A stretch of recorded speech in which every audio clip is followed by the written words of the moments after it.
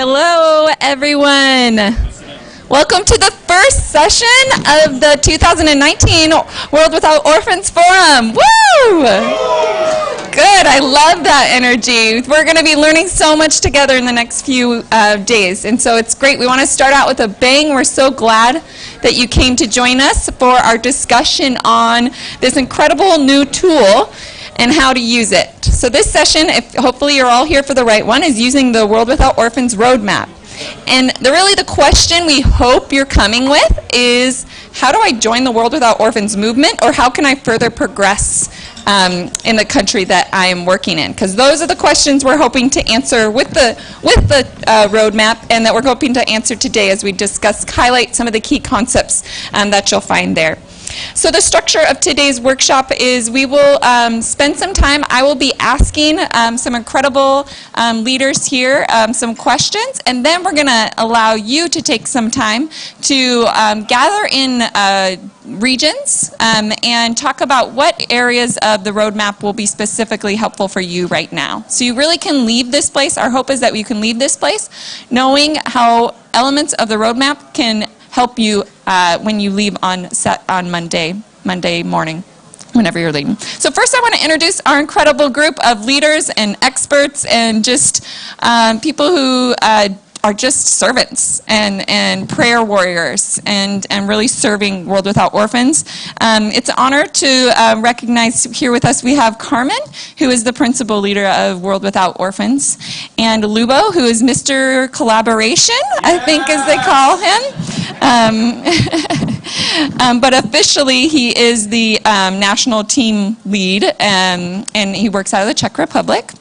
Karmen is coming from the United States, and Susan Hillis, who is the strategy lead for World Without Orphans and also is coming from the United States. My name is Elli Oswald. I'm a part of the executive team as well, and I serve with Faith to Action Initiative, and it's an honor to be able to be with you all to talk about this incredible tool, but all of you. It's just an honor to know that so much as what's in this tool is stuff that we've drawn out from the experience of the people who are at this forum at this time. And so it's really your wisdom that we're trying to share more broadly. So we're going to ask a few questions. So my first question for you all is, why in the world did World Without Orphans decide to create a roadmap? So let me say first, I'm coming from Canada, and I have the pleasure of living in your so country. Sorry. Yes. Yes.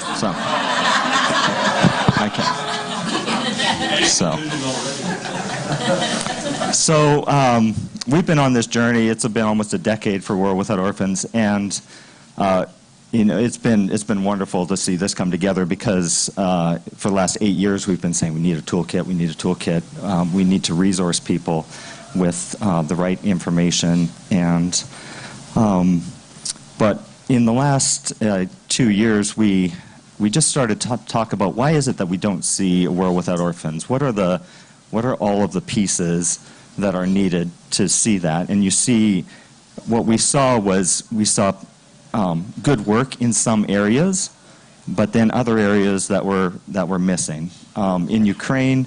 And so the four priorities that we began to recognize out of our journey of the last 10 years is that collaboration is key, that there's a real passion for intervention, that we've got to get kids into safe places when they need safe places, but that's not enough. We've got to work on the preventing end in order to keep kids in families and strengthen families. But so much in this movement, we recognize this is tough work, and so we've got to be focused on God, supporting each other, caring for ourselves. We've defined that as living refreshed, and so collaboration, intervention, prevention, and living refreshed are what we've really, it's just been this journey of recognizing what God's been teaching us over the past 10 years, and how important it is for all of those pieces to be a part of our journeys. We're not all of us are going to be doing everything, but we do have to recognize that we have to, if we're involved in intervention, we have to understand the prevention piece so that we can be pointing people to those that are able to do that as well. So as a movement, World Without Orphans, it's a lot of relational connections. It's that passing on information, it's coaching, it's just mentoring each other.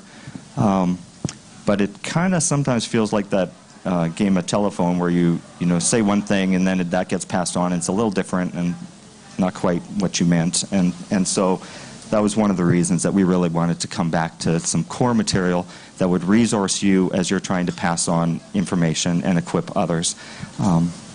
So, yeah.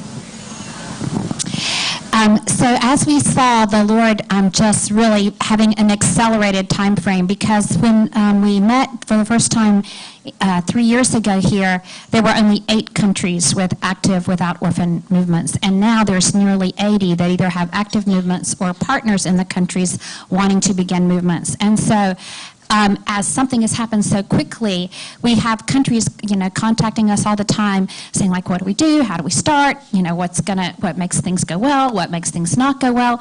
And we actually have learned enough in this learning community from listening to people around the world and in so many different nations that we could actually write down what is essentially core, that is must be present in order for us to see this kind of progress that we believe God is inviting us into for a nation without orphans.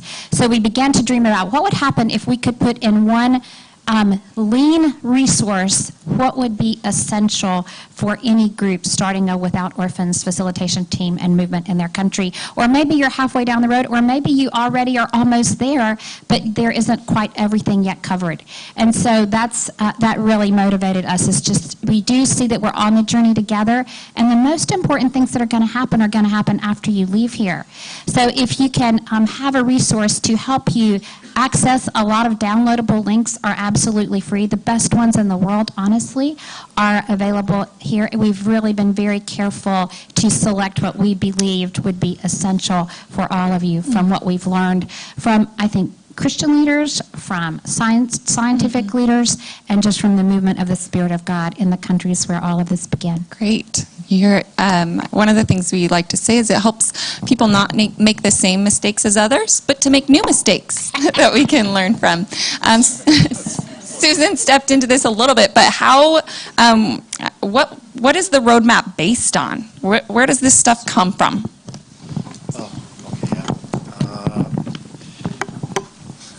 It's based on partnerships, actually, and I think that even initial idea, there was a development. We started with discussion around the toolkit, and that then we were even thinking like, just to provide the tools is not enough, because if something will not work in your house, and if you will call a plumber and he will say, "I'm sending you tools," you will probably not be very happy. You still need someone who will know, So then we start to think about the coaches and partners and ambassadors, and we realize that even the basic idea, there is a development, and that development is based on our conversations within our team, but also conversations with our partners. And we also realize that there are our regional partners, regional ambassadors. There are people who have a track record of just leading the collaboration in their regional, national context and beyond the context of one country, and we need to be in interaction with them. So that was really helpful and helping us to identify. Actually, just adding to what Karmen mentioned, I think it's a very powerful thing that we were able somehow to identify these 4 key areas, because these 4 areas and whole roadmap material is actually the kind of the providing platform for conversations around the topics. And I really wish to be able to say, is that correct English word, ultimate tool? Mm-hmm. Like, this is it. But I'm not going to say it, because that will be a huge mistake, that this is the tool which is based on experience of learning community, and you're invited to be part of this learning community. We hope that this material will be developed further based on the feedback and interaction of the global WWO community, and you are part of that community. So your experience from contextualizing the information will be very helpful, because it will help to shape it and make it be better. But even if it will be better, there will be still need to contextualize this. But we believe that these basic guidelines are helpful across the cultural borders. Yeah, the logistics behind some of that. We had like 240 people respond to a survey that are active. Some of you probably in this room responded to the survey. What would be helpful in equipping? So we asked that question. It was pretty detailed. Some of you might remember. We also spent time, especially around collaboration, talking to regional leaders and doing kind of in-depth back and forth regarding, what has been successful and what is something that would be successful and helpful outside of your own context. And inside the content of the roadmap are tools that have been developed by hundreds of people. The Inspire resources, 140 practitioner level engagement, and a lot of money has been put into creating those resources. The Continuum of Care is drawn from 50 different stakeholders who have put their perspective into it. So very much what Lubo said is practically true. This is drawn from experience, and it's something that we'll continue to learn as well. Any others have something to add on what the roadmap is really based on? I'm so short, I cannot stand sitting down and not seeing your faces, so I'm going to have to, every time I talk, stand up. So in terms of how it was created, we very much had criteria that we were pretty strict about for all of the sections. And if you want to read them, you actually could. You don't need to pull the booklet out now, but it's something that we found really helpful. So they included that they had to be simple with cross-cultural relevance in mind. We're mindful that a lot of people are using this who may have English as a second language, and our dream would be to have it translated and available in many languages eventually. It has to build on the WWO mission, vision, DNA, and cornerstones. We also really are committed to it integrating the spiritual and the relational and practical. So often you have groups that kind of are like big time spiritual, but almost nothing on relational or practical, or vice versa. It also had to have a track record of vetted use. So we were not interested in something that somebody just thought of a year ago and it really hasn't been rigorously evaluated. It had to be simple enough to be applicable at the level of the local church. So you might think, like, why, if this is really, they're really national movements? We're envisioning that God is calling and equipping national leaders to build the capacity of the local church leaders and pastors. So that's why it had to be applicable to the local church. It had to include a variety of core materials from many global partners, not just one. There had to be a commitment among the people that were, or among the groups that we collaborated with, to actually prioritize collaboration over competition. It's kind of sad that even in the Christian environment, sometimes those two things are flipped. And then finally, they had to be easily understood by champions and practitioners and advocates. Because otherwise, you have people that are the practitioners want to throw around all these complicated terms that nobody else is going to understand. So we wanted to be sure that everyone could find them accessible and useful. So those were the criteria. And then in terms of how it was created, there's an acknowledgements page, and I want to say something that is different about this acknowledgements page, and that is most books like this you pick up, they have all the names of the people who contributed to it. We feel like God gave this as a resource, and it was very intentional that you won't see any names on the acknowledgements page, and that what you will see, however, is who God pulled in to do each section. For the broad-scale collaboration, all the global ambassadors were contributing, and we were learning, the regional ambassadors, from them. From the intervening to strengthen family-based care, like foster care, adoption, etc., reunification, there were 100 global trainers from 32 countries.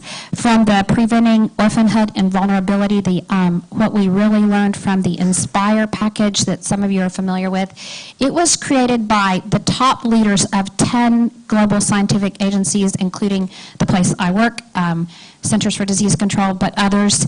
And to be included as a resource, it had to have been tested in very complicated experimental studies supported by universities with recognized experts. And Greg said 50 million. It actually cost over $240 million, 10 years of all those global agencies to put together those resources, and we have free links to the best of those resources. Many of them have been adapted for faith-based groups. So that's pretty amazing. And the persons who put together the Living Refresh section, that has been material that's been used in every region of the world, and we've had a sense that God uses it to help people maintain their personal walks with Him. So that's the background. Awesome. Well, I know we've been really thoughtful and thinking about what is this, because we talked, Karmen hinted, we thought toolkit, and that wasn't, or no, Lubo, that wasn't quite right. Why is it a roadmap? What do you mean by roadmap? You need a mic right there. So, we've really seen this as a journey, and as we've watched God do this in different countries, it's looked different in different countries. When we were putting together this graphic, we had all sorts of different versions of it. Some of the first versions had a clear line from this step to that step to this step to that step. And we realized that's not how our roads go. We start here, and then we might recognize, oh, we need that. But these are some of the things that we've sensed are needed for everyone at some point. You might start with significant collaboration. That might be the first thing. Or you might be starting first with a real focus on intervention. But supporting the church, being strategic, preparation for collaboration, raising awareness, things like Orphan Sunday, building a Without Orphans facilitation team, equipping in best practices around prevention and intervention, and maturing the initiative. We've got content in the roadmap that kind of walks you through, but don't feel like you need to go first step, second step, third step. Your journey might look different. I know you'll hear tomorrow a little bit about the Philippines. When their team came together and began really focusing on broad-scale collaboration, they focused on family strengthening. And God gave them some amazing opportunities that none of us sort of expected that was really on strengthening families. In Ukraine, it was foster care and adoption and Orphan Sunday. And so the journey is going to look different for all of us, but recognizing that there are these key stops on the road in order to get to that community or nation without orphans. So all of these little places that we need to stop at, all of them are really important. And as you're considering and praying about in your countries or even in your local church, in the different spots, we are still always thinking about these 4 characteristics: living refreshed, broad-scale collaboration, intervention, or that, trying to really make sure that we are seeing and trying to help the kids that are suffering most, but also prevention. So all 4 of those, as we're stopping at the different places, we also want to keep in mind.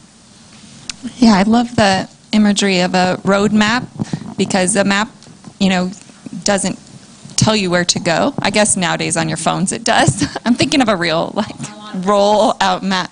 It recognizes the opportunities that are there and what exists. And I think that's what this does, is it allows you to figure out where you need to go, and appreciate the wisdom behind that term. So let's actually get into it. Let's look at the roadmap. Let's go through some of the sections and give you a little bit of a summary of what's there, and know that you can follow along with your book. But Lubo, will you start by sharing with us the first section on collaboration? So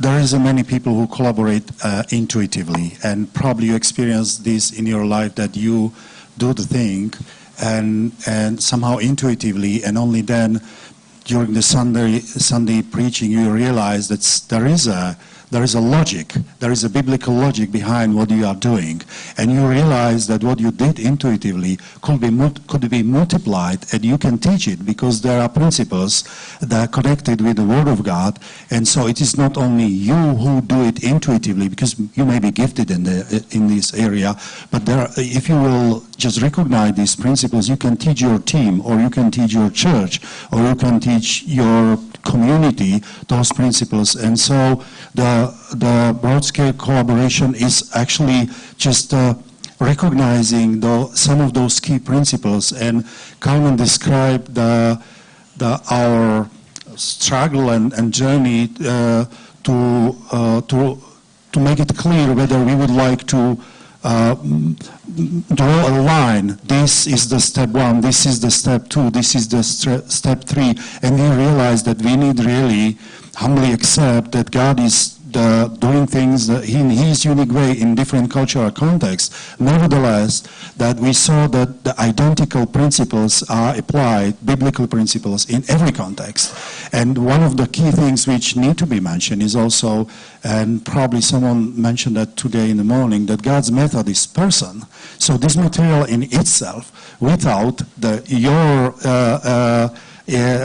intention to involve other people to explore, to learn these principles, will not be really helpful, but and not make the work in itself, but it can serve you and others.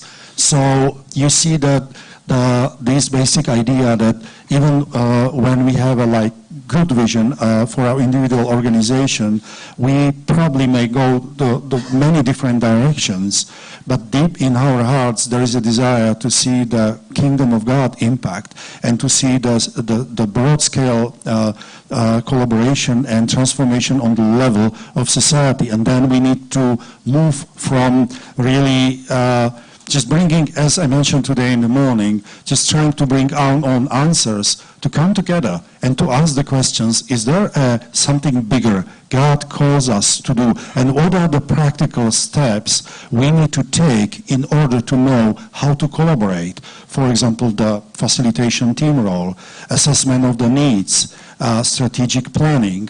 And so the collaboration section is just emphasizing some of those points and helping you to understand how practically you may approach this, what is important for understanding the role of facilitation team. So I think that's probably enough about this. Great, yeah. I think I'll just add, I got the opportunity to listen and hear from a lot of our regional leaders, and they were using different words to describe these areas. And actually, Lubo jokes because he sent me an email with feedback about it, and he said, Elli, you didn't follow my feedback in a nice Lubo way. And then I said, read it, Lubo, it's in there. Or at least he did read it, and it was in there because I was hearing those same things all over the world from different people, and Lubo was saying them because that's where he's working and learning as well. And so this is really based on what people have said. This is the most important thing I've learned in my years of collaboration to bring a national initiative. So it's important. It's not prescriptive, but I think it's important. All right. Next, we want to talk about the section on prevention. Susan, can you lead us in that? I would love to.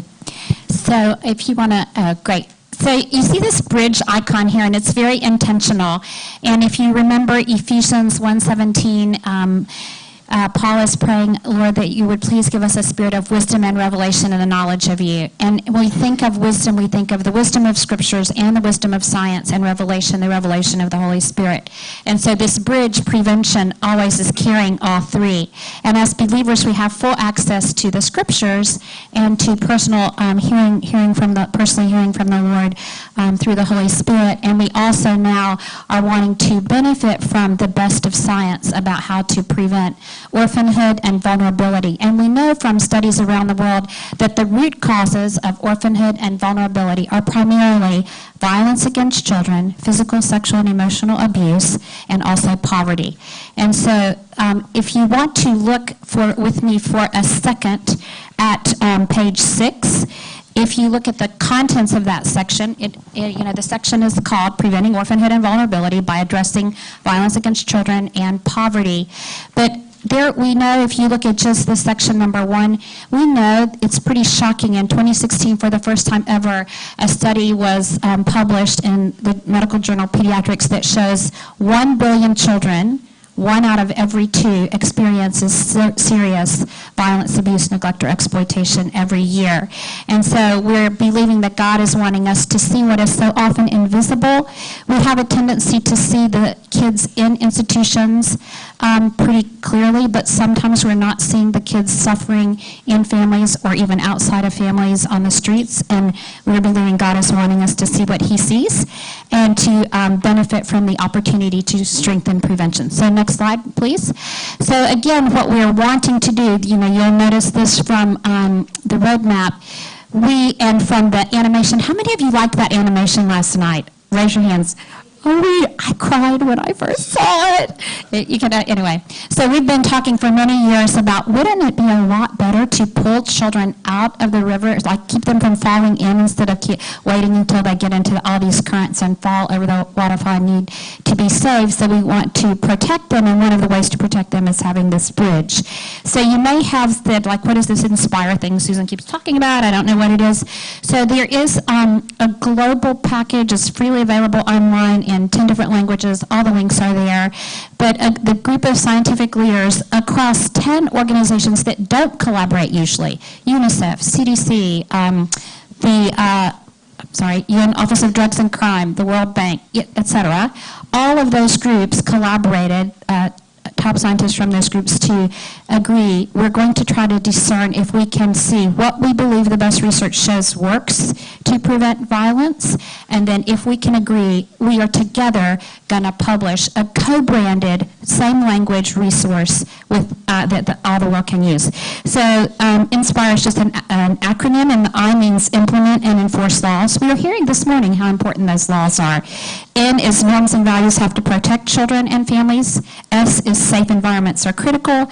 P is parenting and caregiver support will also address the root causes. Income and economic strengthening are essential. Response and support services are human and child right, and education and life skills paves the way for the future. So in each of those sections, there will be links to free resources for programs you could actually use in your communities. And there all that is right there. I didn't even know that it was pulled up. I was talking. Thanks. What's really exciting is there will be breakouts that leaders from the countries that actually developed a lot of these are here, developed them, and they're such high level that you have scientists, the top organizations around, the top experts around the world are recommending them. Those people, many of them know the Lord and are here and will be leading some of the sessions. So I was pretty excited. Next, please. I think you're, what is that it? Yeah. Oh, so now we're on intervention. Yeah, and just let me add to that. I think that it's important right now for us to recognize the role of prevention. It's so easy to be drawn to intervention, but ignore some of the root causes of why children are being separated from their families. And if any organization in the world can respond to the root causes of challenge and crisis in families, it is the church. We are really the only ones who can, on the ground, with people, with families. And it's vital that we recognize and expand what we've traditionally called orphan care to recognize that orphan care is so much bigger than the interventions we've been doing, and even in the interventions we're going to talk about next. It's about preventing even the potential that a child would have to be separated and experience the trauma of being separated from their family or from a family. And so by including prevention, and what's awesome about Inspire is that it has taken these, I used to work with World Vision, incredible programs. Any World Vision colleagues here, or former? Or we all have opinions about, someone back there. There's plenty of good programming out there, but have that be something that's accessible to a local church or to a small organization is incredible, and that's what Inspires does. I encourage you to look through the 100 and 250-page document. The last section of the workbook is links to specific evidence-based, great best practices, and they're not technical. It's a slideshow on how to raise awareness around the role of husband or of fathers. I mean, it's incredibly accessible stuff. So sorry, I wasn't supposed to talk about prevention. I'm supposed to talk about intervention. But I think it's really important to recognize that role. Intervention is the thing I think we've been drawn to for a while. We want to rescue those kids. Let's get them out of the river. When you're at the side of the river and you see the crisis, you want to respond. And so I think it is the area that probably globally the church needs to be thinking more critically about, and really recognizing, can we improve on what we've been doing? And it's so encouraging to be amongst you all here at the World Without Orphans Moments who are saying we have to go farther than rescuing them. We have to ensure that they're also being restored to family, to the safety, love, and security of a family. So the intervention section, the goal is that it will help you think through the gaps and opportunities in the system of care to help children when they are separated from families. And it's based on Faith to Action's Continuum of Care. I'll put that up here to recognize that there is a continuum of options, care options for children, while recognizing and emphasizing the importance of family-based care. What I love about this piece is that it helps us move from my thing, the crisis on the side of the river, to the broader system, and to recognize that there is a broader system, that the broader system is important, that we can't do it all, but then also to look at where we might fit into that broader system. It's also helpful because it helps us understand how we might be able to accomplish our goals, but from the perspective of the best interest of a child. So often we're thinking about what can we do instead of thinking about what does a child need. And this helps us to look at all of the options, really consider what would be best for each individual child. So it helps us to take the perspective of the best interest of each individual child. You see here orange and green, green representing what we would call family-based care, and orange representing residential care. Recognizing that we need to take caution whenever residential care is a consideration. That's something we need to make sure we're thinking most critically about. The family strengthening section here is really about the prevention here. So you see in a child's birth family the importance of ensuring that family is a strong, safe, loving home for that child. But really the intervention is focusing on this bottom right section here. Around alternative family-based care. And it helps us recognize, again, the importance of family strengthening. So family strengthening isn't just about biological parents. Family strengthening is all the families in our church, so they're strong enough and willing to care for others in their family, and through situations in which children aren't able to be with their parents. So kinship care would be considered alternative family care, foster care, and adoption. Kinship care is the number one, you guys know this if you're working, is the number one way that children are being cared for in the world. 90% of orphans are being cared for by their relatives, but it is also the least supported form of alternative care. And because it's so informal, we really don't, we recognize that families are struggling to care well for children. Foster care is growing around the world, and I've been in this world for about 10 years. 10 years ago when someone said, I talked to people, foster care will never happen here. There's no way. Today, we see it thriving around the world, and we see, so whenever I talk to someone that says that, I have to say, actually, no, sorry, that excuse doesn't work anymore. We can do something, we can take a next step. And then finally, recognizing that if there is not the option for a child to be able to return to their biological family, adoption is an incredible option that we see growing around the world. We also want to really recognize that there are needs for formal residential care, but highlight the importance of gatekeeping and really thinking critical about that option. So that is a part of the conversation.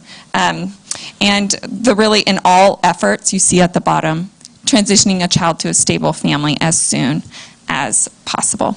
So that's really the highlight of our intervention section. We'd love it, Susan, if you could, our final and probably most important section on living refreshed. Yeah, I think you have a mic. Thanks. So this is the thing thing that most excites me that the Lord has made clear to us is this Living Refreshed section. Can you go to the next slide, please, Elli? So we love Psalm 91, many of us, but it starts out, whoever dwells in the shelter of the Most High will rest in the shadow of the Almighty. And we want to serve from this posture of receiving from the Lord all that he has to give to the people in front of us. You know, when we walk with our loaves and fish just held out before the Lord, we'll see him multiply them as we go. And it's fascinating that as we're walking in that fellowship with him, he does exceedingly abundantly above and beyond all we can ask or imagine. And we've seen so many people, the Lord called us to adopt about 23 years ago. We have 11 children, and 8 are adopted. And we've been able to minister to a lot of people in a lot of nations who have been called to adopt. And we've seen that a real...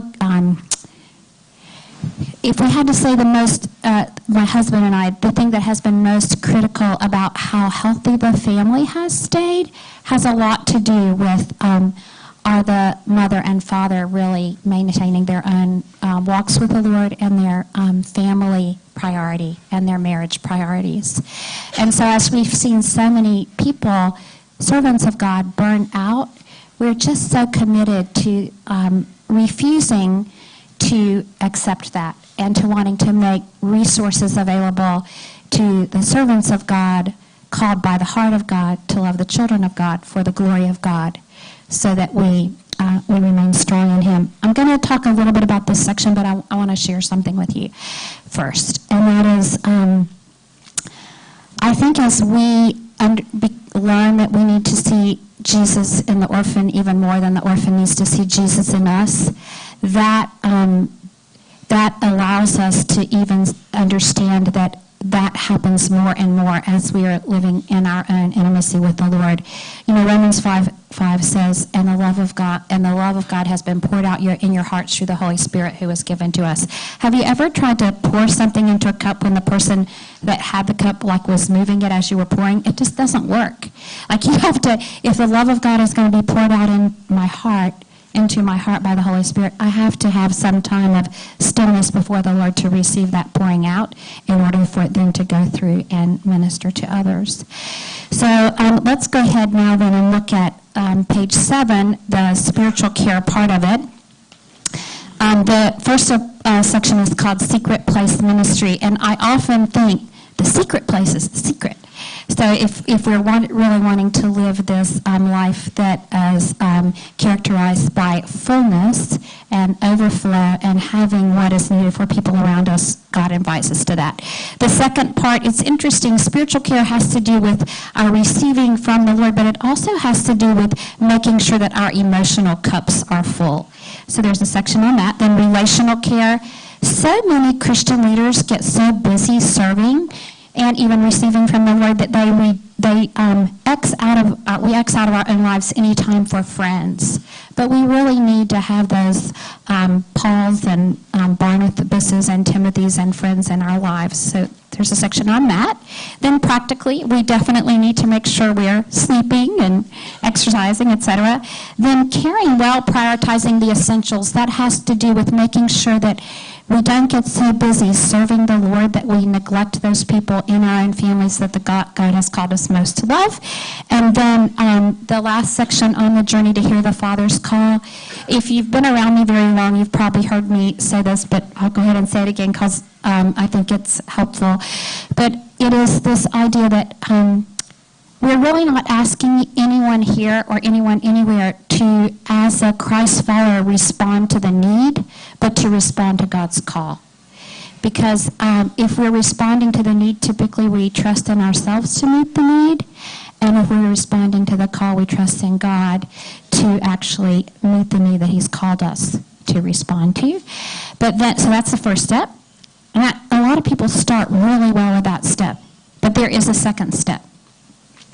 And that is, but then we don't follow the call, but we follow the one who calls. And so as we are on the journey to discern the Father's call, his call to me today might be different than his call to me last year, for example. So there are seasons of calls as well. So there's some wonderful resources, video teachings by Greg, who's doing a lot of the facilitation, that just focus on how do you hear the Father's voice. He actually did a session on this 3 years ago, and there was, I'm going to share this testimony. It's an amazing testimony. There was a woman who came to his session, and she was just disgruntled. And she talked with him a little bit beforehand, and she said, I don't believe I can hear from God, but I decided I'm going to come sit in here, and I'm just going to dare you to prove me that I'm wrong. So, he thought, well, you're welcome in here, but, he didn't, he just shared what he had to share. But one of the things he did at the end, after having led the group in a devotion, is he encouraged people, just take out a journal and just start writing whatever you feel like is in your heart, something that God might be saying to you. Try not to actually influence what is coming out. Don't write. Try to just have a sense of quietness and listening, and just write whatever is coming out of your heart. So she writes something, and then it was so clearly something that she had not thought of, but she felt like so clearly the Lord had spoken to her, that afterwards she comes up to him weeping, and she says, I was wrong. God does still speak to us today. So it was, I guess that's the kind of thing that I think these videos invite us into. My sheep know my voice, and they follow me. And who have you ever heard of a good father who didn't speak to his children? So that's what that last section is. So good. So it's awesome, right? There's so much work that has gone into this, not from this team, but just globally. This isn't necessarily about what we've done, but it's about what we're drawing from and what we think might be helpful based on what we're hearing back. So I hope you want to know, well, how do I get access? You've got your book, but how do I use this? How do I access this information? And Karmen has some great ways he's going to share about that. But I guess the question is, how do we get, what can we expect from this tool? What are we trying to get from this tool? What are they trying to get?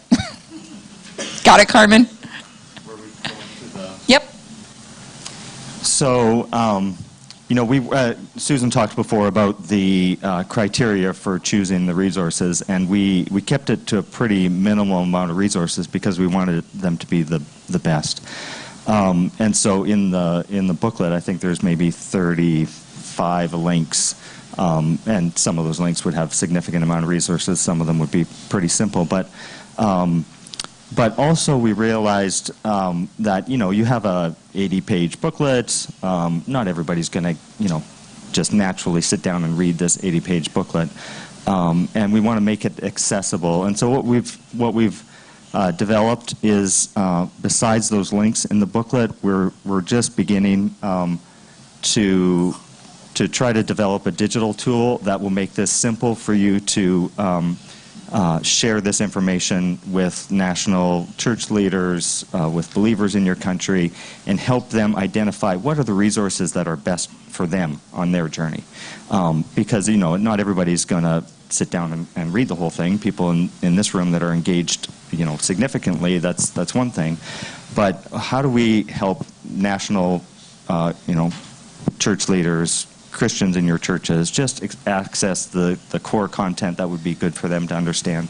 And so what we've done is created a site that just asks a couple of questions and helps them identify what their situation is, who they are, and what resources might be helpful for them of the ones that are in the roadmap. This site right now it's complementary to the roadmap booklet. It doesn't have everything that's in that booklet, but this is just a tool that we're making available for you to use to help people connect to the content that they need. So when you come to the site, it just encourages you to find your part of the solution, be a part of the solution, find your path on the roadmap. So You can click that. And then it just asks, what's your role? From the spheres of influence, and which role do you think you will primarily engage? And we see that it's, it's not just pastors and church leaders. It's people that are really engaged in family, in the arts, in government, and sports, in education, and ministry, and business, and media. There's a role for all of us.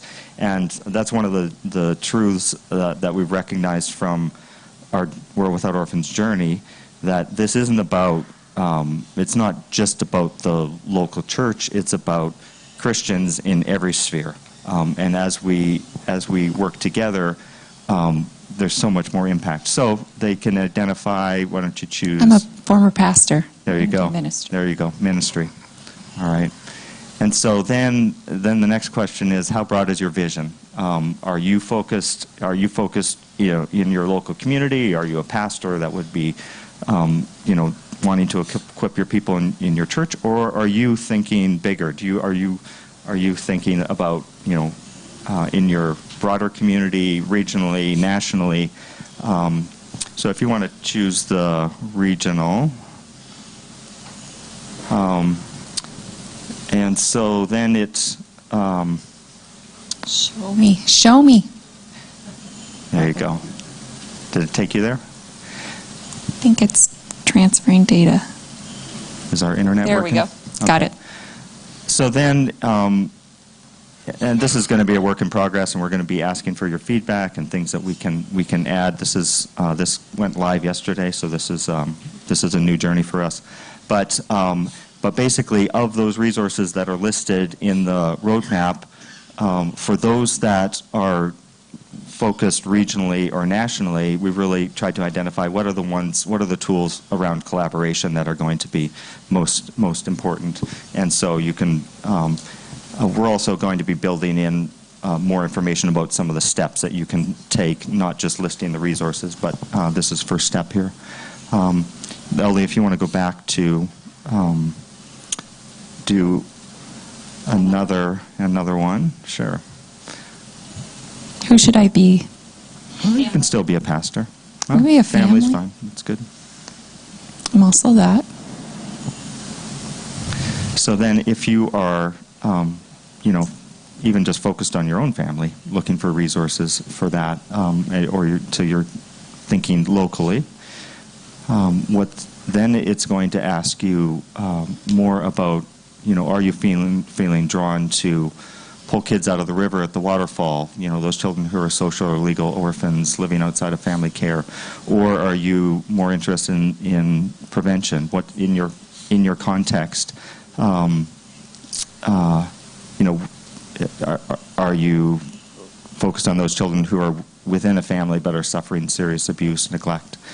And so if you choose intervention as a family member, it shows you your resources and just takes you through, some of the key ones that are.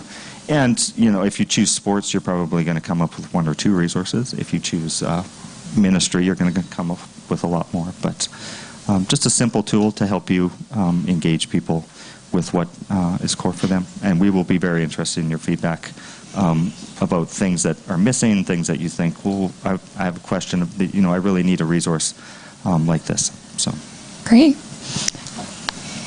I'll just add something, and that is that a lot of these links will have either things that you can read that will just help you as you're leading your nation or your region or even a local church, but a lot of them actually have slide decks in case you're involved in doing any training, and you can use some training materials to help you.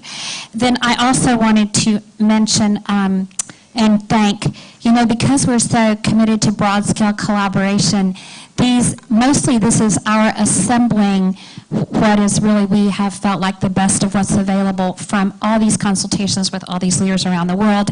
And we want to particularly thank the groups who agreed to make the materials available for people who are called to World Without Orphans for free. And that includes, I'm just going to read the list because a lot of you are in the room, and I want to honor you for having contributed. So Alongsiders, Back-to-Back Ministries, Faith to Action, Home for Good, Hope at Home, Hope International, Lamb International, Northwest Church, Orphan Sunday, and the World Health Organization for sharing so many resources to make them available totally for free.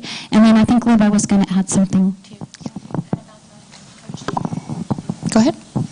So, as I already mentioned, that the material itself is, and we believe, helpful, but the connection with the people is needed. And so we also would like you to know that if you are exploring this material and asking yourself how it can serve your purpose, you can connect with us and with the people who are recognized as our WWO regional ambassadors, because they can provide the coaching assistance. They can ask questions with you, and they, asking questions together is really different than if you will ask questions on your own. And and they have the better understanding because of their own track record and experiences. So this human element is important, and I believe for you to know that it's part of it.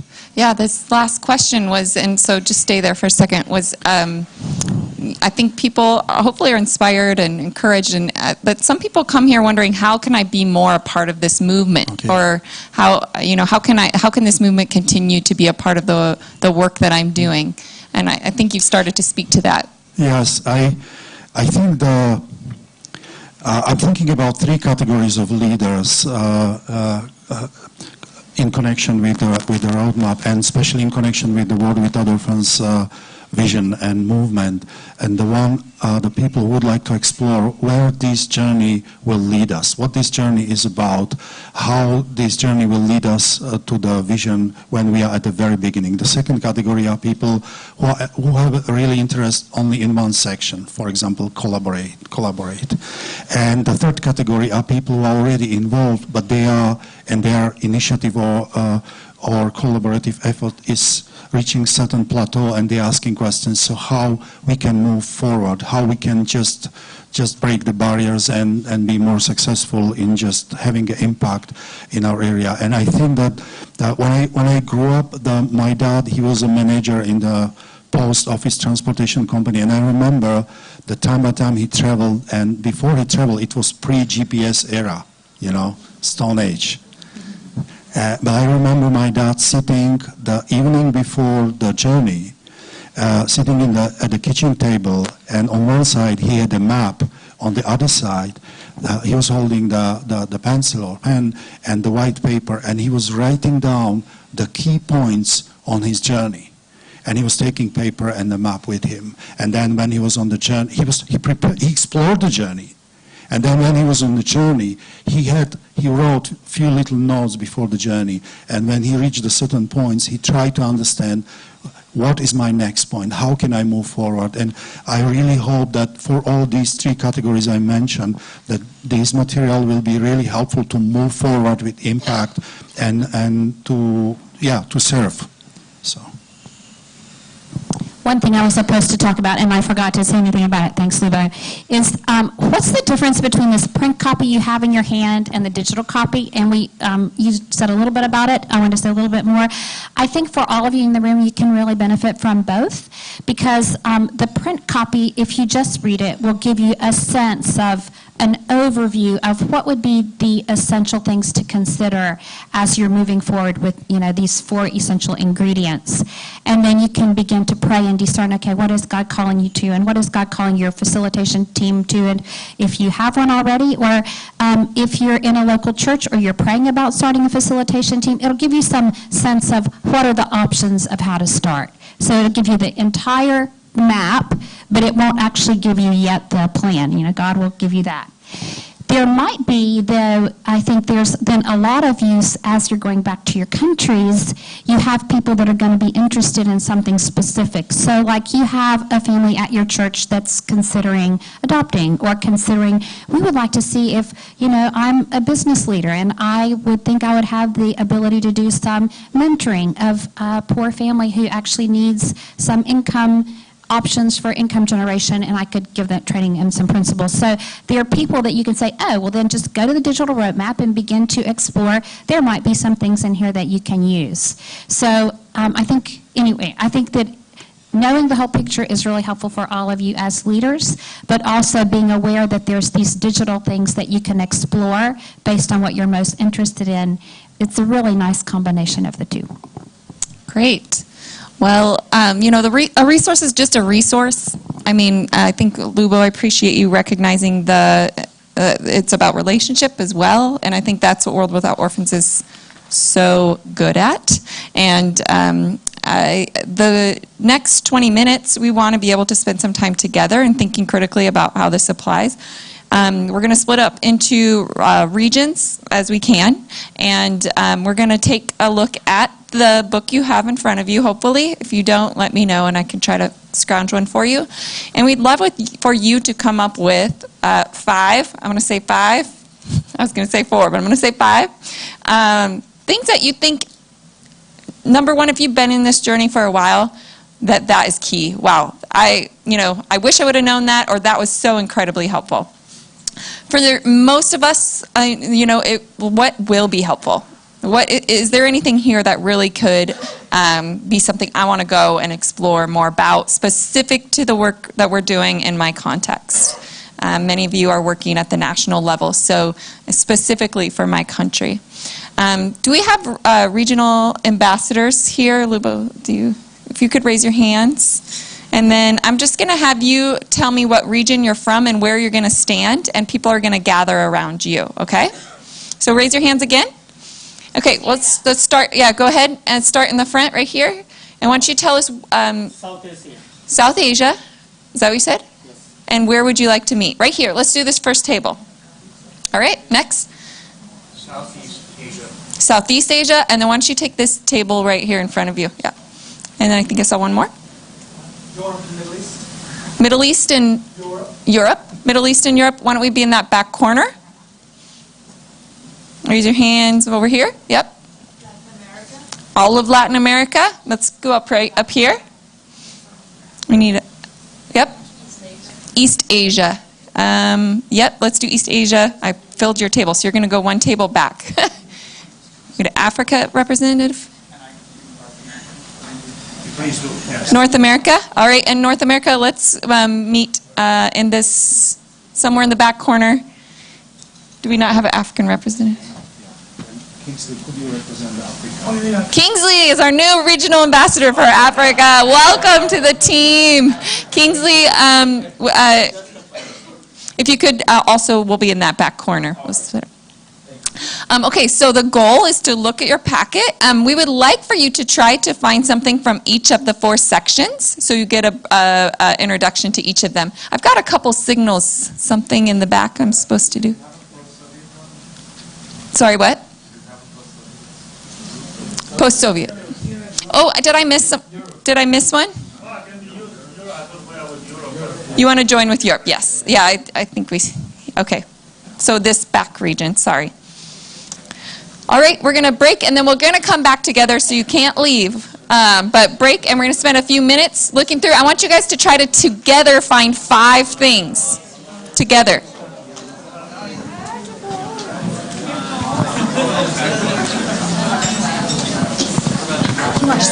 So the good news is you get to keep having this conversation. On Sunday, there's a time where you will be able to gather in regions. And this is just, you just keep talking and then they start.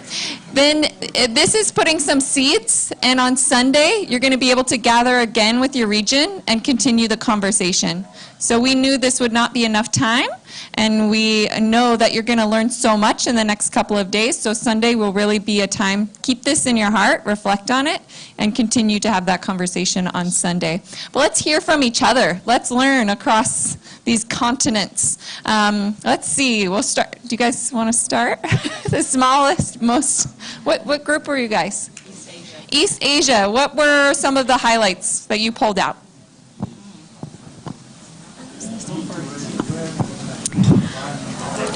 And let's listen to each other, please. Yeah. You can stand. Okay. I'm trying to think what to say. Just one. Okay. No, I'm trying to think what to say. I think we have many things that we need to develop there with the churches and also with the government. So we have been discussing how Hong Kong and Macau can support each other and see this happening. For many years, I tell you, I give up the idea to push the government.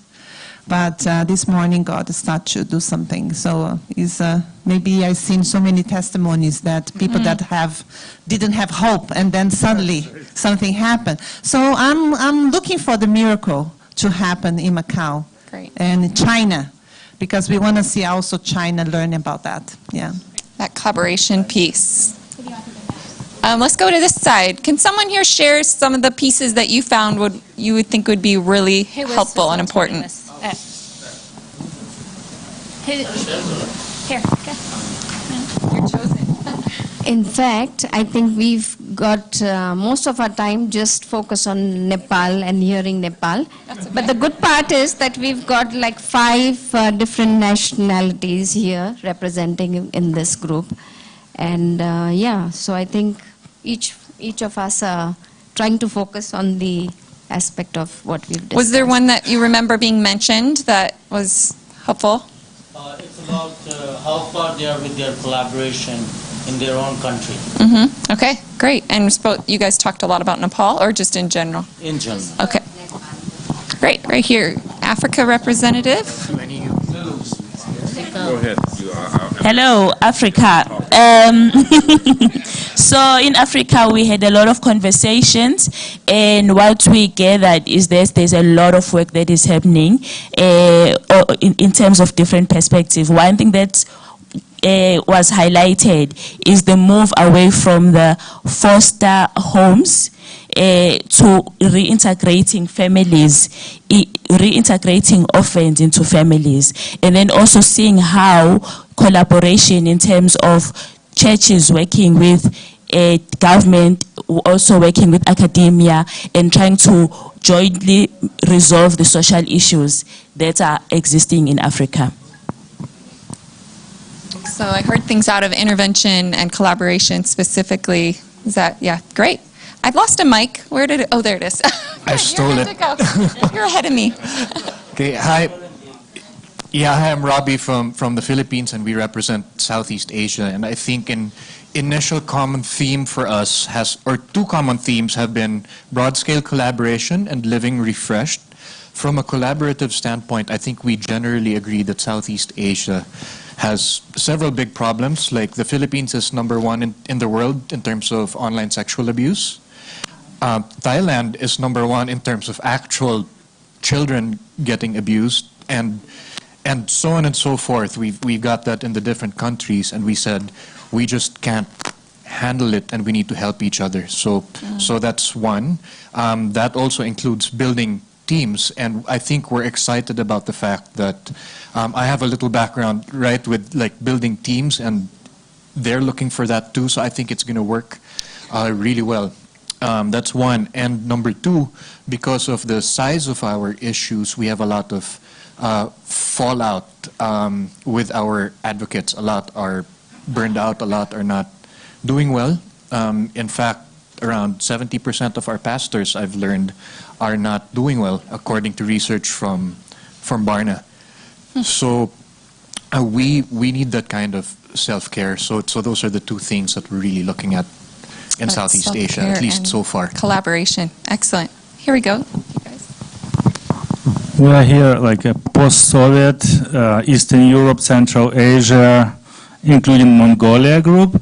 And I don't know how everybody was able to discuss so much. We just started discussion, so we've been in the middle of it when everybody was starting reporting already. But we've been discussing collaboration area, and some of the issues. Well, one of the things is availability of materials translated into the languages of the countries, or at least in our group, like Russian language, which is commonly spoken in most of the countries. So we've been even talking about need for translation of the roadmap and other stuff. And we've also been talking about several countries where movements are not have not emerged yet, and we've been discussing how we can catalyze or the process that we could find the national leaders of grassroots initiatives on the ground, which could kind of catalyze movement development. So this was Great. Thank you.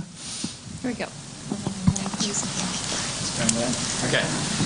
Ryan Keith, I'm with the North American group and excited to continue this on Sunday with all of you. I think the Living Refreshed struck out. I think it was you, Sir Ed, that said, I think it was you that said that it was even in there is important, and somebody else said that that just changes their expectations of like burnout isn't required to be engaged in caring for children. So it was really helpful. And we laugh, but I think that all of our countries and all of our regions would say that that's an issue. And then in North America, the amount of abuse that's happening even in our context is not something people know about or we talk about. We're asked to solve the world's problems, but we are struggling with these things as well. From Latin America, all of Latin America, too. All of Latin America. That means Sarah and I right now. That means, well, just two things I want to say. Just two of us here right now? No, this needs to change, right? So we believe that the part of collaboration will be fundamental to get more people on board from our region, South America and Central America, and hopefully that will work. And this is a wonderful tool that may be used. And the second thing I want to say is when I read this, when I received it, I started looking through it. And I said, wow, yeah, we did that. Oh, yeah, that worked for us. And I said, oh, we tried that and it didn't work. No, yeah, we did this one, we didn't need to do it. And that was about page 3 or 4. And there was about 80 more pages. And I just started looking through it and I said, whoa, we have a lot more to do. And started to feel overwhelmed by it. And then I said, no, it's a tool. We take what we need and we use it as we can, and it's wonderful to have it all together in one place. So let's use it the best way we can. Great. And this is the last region, right? Here. Hi. So again, I think 2 points to draw out from our conversation. So starting in the logical place with number 2. Thank you. Is that just the map itself, so the various aspects of that, it's good to be able to see the big picture and to what the possibilities are. It's good to be able to see the places that you haven't been, because then we get an idea that maybe we need to go there. And the sense of safety of having the map, somewhere to start, something to get hold of, something to use. So that's almost 3 points out of one thing. And number 1, let's collaborate with the children. So we need to hear the voice of the children in our collaboration and how they are feeling and addressing what's going on in their hearts. Perhaps not just at a structural and organisational and cross-country, cross-border. All those things are great, but let's collaborate with the children. Well, thank you so much. We want to recognize that this is something we'd like feedback on. I'm just going to put out the info at worldwithoutorphans.org. That's a thing, right? That's an email address. Great place. Continually, whenever you're flipping through it or you're online and you have an idea, please send it to us. That last one around the engagement of children, incredible. Let's do that more. We need more around engaging with this, the challenges regarding disability around the world as well. So there's places we want to learn and improve for you. Thank you for coming. Please come on Sunday to what is it called? The regional meetings. We think that's going to be a really important time together, but I think this time was fruitful as well. So we were hoping to have time to pray together, but let's just pray united as a global peace. Lord God, thank you so much. Goodness, I'm overwhelmed by just the wisdom of this room and knowing that you're doing incredible things around the world. But Lord, I ask that you take that sense of overwhelmness and make it awe. and allow it to be something that encourages us as we go from here, knowing there's others on this journey with us, that they may have taken a slightly different path, but we're learning some of the same things because you're our teacher, Lord. So just teach us, guide us, direct us, encourage us, and allow us to work together in the way that your body is called to do. We love you, Lord. It's in your Son's names we work and we pray. Amen.